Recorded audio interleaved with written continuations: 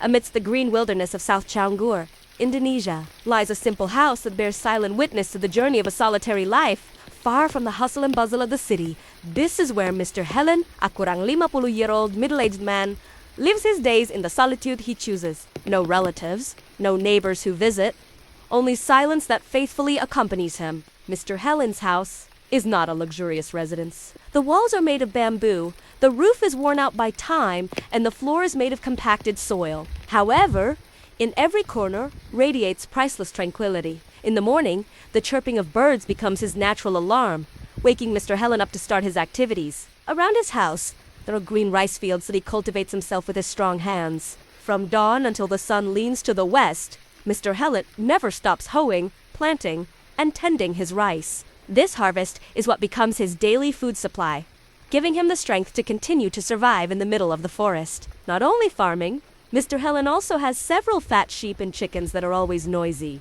Every morning, he diligently feeds his livestock, making sure they are healthy and well-groomed. The sound of sheep bleating and chicken crowing becomes a natural orchestra that fills the silence of the forest.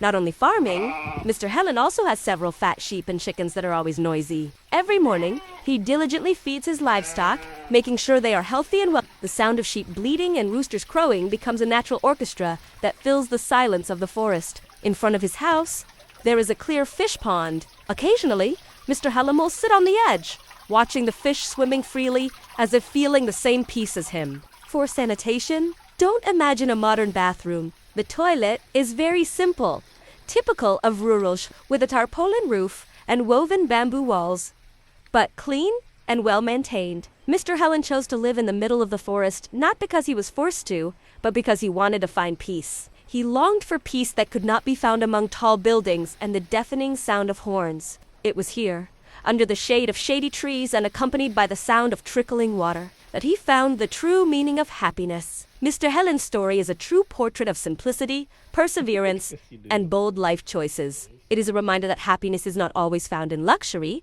but rather often in harmony with nature and oneself.